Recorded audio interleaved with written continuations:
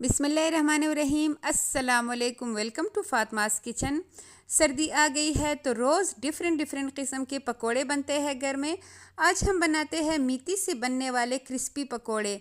आपने पकोड़े तो बहुत से बनाए होंगे, बहुत से खाए होंगे, लेकिन एक बार आपने ये मेथी के पकोड़े बनाना है और यकीन करें आपकी वाह वाह होगी। आपके दस्तरखान को चार चांद लग जाएंगे। बहुत ही क्रिस्पी और बहुत ही डिलीशियस ये पकोड़े बनते हैं। जितने ये देखने में मज़ेदार है उससे कई गुना ज़्यादा ये खाते हुए मज़े के लगते हैं। तो आइए जी, ये ज़बरदस्त से पकोड़े बनाना स्टार्ट करते हैं।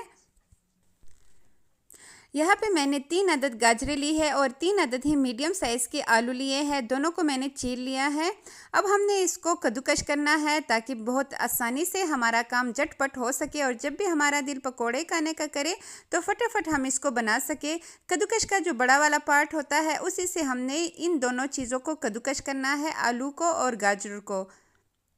गाजर के कितने ज़्यादा फ़ायदे हैं, लेकिन आजकल के बच्चे ना गाजर खाते हैं और ना ही मेथी। तो अगर हम इस तरह उनको बना के देंगे और वो केचप के साथ या फिर चटनी के साथ इसको बहुत इंजॉय करके खाएंगे। 3 अदद गाजरों को मैंने यहाँ पे कद्दूकश कर लिया है और ऐसे ही करके मैंने आलू को कद्दूकश करना है। पकोड़े बनाते हुए इस पॉइंट को लाजमी नोट किया करें कि जब भी हमने इसमें वेजिटेबल्स वगैरह डालनी हो तो उनको पहले से धो लिया करें। बाद में धोएंगे तो उससे बहुत ज़्यादा पानी रिलीज़ होगा, इसलिए पहले धोना लाजमी है और उसको ड्राई करने के बाद उसकी कटिंग किया करें ताकि बाद में फिर धोना ना पड़े। ऐसे ही करके मैंने आलू और गाजर को काट लिया है। यहाँ पे एक लार्ज साइज़ का प्याज भी मैंने लिया है, उसको भी बिल्कुल बारीक बारीक सा हमने काटना है। दरमियान में सिर्फ एक कट लगाएंगे क्योंकि हमें ज़रा लंबाई में प्याज चाहिए। आपने देखे होंगे जब इसका प्याज का वो क्रिस्पी सापन आता है तो बहुत ही मज़े का लगता है। तो इसलिए इसको क्यूब्स की शक्ल में मत काटिएगा, लंबाई में काट के हाथों की मदद से ऐसे ही मसल के हमने इसको शामिल करना है। यहाँ पे बंद गोभी का भी मैं इस्तेमाल करूँगी। बंद गोभी आप अपने टेस्ट के अकॉर्डिंग ले सकते हैं। मैं यहाँ पे बहुत थोड़ा सा, तकरीबन 1 कप के बराबर, छोटा कप जो होता है उतना ही मैंने यहाँ पे बंद गोभी ली है और उसको भी बिल्कुल बारीक बारीक सा काट लेना है।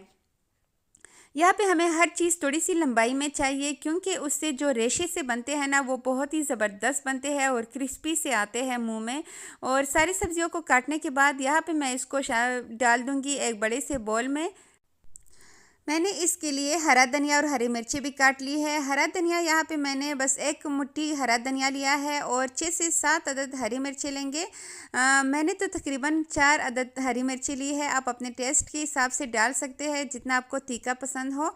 और यहाँ पे मैंने मेथी ली है 1 गड्डी भर के, 1 गड्डी पूरा मैंने उसके सिर्फ पत्ते निकाले हैं और जो उसकी डंडियाँ है वो मैंने निकाल के फेंक दी है और उसके पत्तों को अच्छी तरह वॉश करने के बाद इसको ड्राई कर दिया है।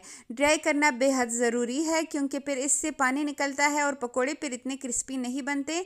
यहाँ पे 1 खाने का चम्मच कुटा हुआ सूखा धनिया मैं इसमें शामिल करूँगी, 1 खाने का चम्मच सफ़ेद ज़ीरा शामिल करूँगी, 1 खाने का चम्मच मैं इसमें डालूँगी कुटी हुई लाल मिर्च और 1 खाने का चम्मच ही इसमें मैं पिसी हुई लाल मिर्च शामिल करूँगी। अजवाइन मैं इसमें डालूँगी आधा चाय का चम्मच और उसको हाथों में लेके इसको मसल के हम इसमें शामिल करेंगे। 1 चाय का चम्मच मैं इसमें नमक शामिल करूंगी। नमक को भी आप अपने टेस्ट के हिसाब से ही डालिएगा क्योंकि मैंने इसमें चाट मसाला भी शामिल किया है आधा चाय का चम्मच और चाट मसाले में भी नमक होता है। चाट मसाले की रेसिपी भी मेरे चैनल पे मौजूद है, आप उधर से चाट मसाले की बहुत ही ज़बरदस्त रेसिपी हासिल कर सकते हैं। अभी यहाँ पे मैंने 1 कप इसमें बेसन डाला है। इसमें मज़ीद मैं और भी बेसन डालूँगी लेकिन एकदम से नहीं डालिएगा। पकोड़े में ये छोटे छोटे पॉइंट्स होते हैं जिनको हमने फॉलो करना होता है, तभी हमारे पकोड़े जो है वो क्रिस्पी बनते हैं। और मिक्स करने के बाद यहाँ पे अगेन मैं 1 और कप बेसन का इस्तेमाल कर रही हूँ। अब हमने इसको अच्छी तरह मिक्स करना है। अगर आपको लगे कि ये थोड़ा सा ड्राई है और सब्जियों ने अपना पानी नहीं छोड़ा तो आप इसमें 1-2 खाने के चम्मच पानी डाल सकते हैं, लेकिन ज़्यादा पानी मत डालिएगा। पहले तो आपको ये थोड़ा सा सूखा लगेगा लेकिन उसके बाद ये अपना पानी जो है उस निकाल लेगा। मुझे ये बहुत ज़्यादा ड्राई लग रहा था तो यहाँ पे मैंने इसमें 1 खाने का चम्मच सिर्फ ही पानी शामिल किया है और पानी शामिल करने के बाद मैंने इसको अच्छी तरह मिक्स कर दिया है। अभी मैं आपको दिखाऊंगी कि हमें इसके लिए कितना बेसन का इस्तेमाल करना पड़ेगा। 2 कप तो मैंने डाल लिए हैं। आप देखिएगा, अगर आपको बिल्कुल ऐसे जैसे मैं दिखा रही हूँ इस तरह एक दूसरे के साथ अगर चिपक ना रहा हो तो आप इसमें मज़ीद भी थोड़ा सा और बेसन डाल सकते हैं। और बस इसको अच्छी तरह मिक्स करने के बाद फ्राई पैन में मैंने ऑयल को गरम कर दिया है। अब एक एक पकोड़े को हाथ की मदद से उठाते जाएंगे और बिल्कुल इसके रेशे अलग अलग से होने चाहिए। मतलब इसको हमने कोफ्तों की तरह ऐसे घुमा घुमा के नहीं डालना, जितना हम इसको फैला सकते हैं इतना ही हमने इसमें जल्दी जल्दी से डाल लेना है। फ्लेम को थोड़ा सा लो कर दीजिएगा, क्योंकि एकदम से ये नीचे से तो कलर इसका आ जाएगा लेकिन अंदर से ये फिर कच्चे रह जाएंगे। यहाँ पे दोनों साइड्स को हमने अच्छी तरह फ्राई करना है।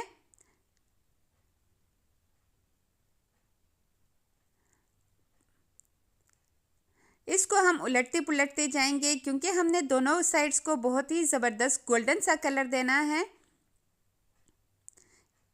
और दूसरी साइड पे इसके लिए मज़ेदार सी चटनी बन रही है, साथ चाय भी बन रही है। तो आपने ये मेथी के पकोड़े लाजमी बनाने हैं। यकीन करें, इसमें मेथी का जो जायका है ना वो हद से ज़्यादा लाजवाब आता है।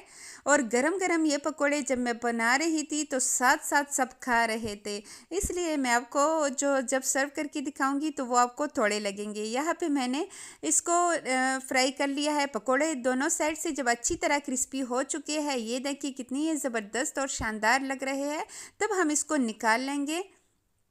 और इस पॉइंट पे अगर आप लोगों ने अभी तक मेरे चैनल को नहीं सब्सक्राइब किया तो लाजमी सब्सक्राइब कीजिएगा, क्योंकि मैं लाती हूँ आप लोगों के लिए बहुत ही आसान और बहुत ही डिलीशियस रेसिपीज़। मेरे चैनल पे आपको हर किस्म की रेसिपीज़ मिल जाएंगी। यहाँ पे सारे पकौड़ों को फ्राई करने के बाद मैं आपको इसका फ़ाइनल लुक दिखाती हूँ। इसके साथ हरी चटनी लाजमी बनाइएगा, उससे बहुत ही ज़बरदस्त टेस्ट आएगा। और ये इसकी फ़ाइनल लुक, इसको खोल के देखिए, बहुत ही इसके रेशे से अलग हो रहे हैं। हद से ज़्यादा ये पकोड़े मज़ेदार बनते हैं।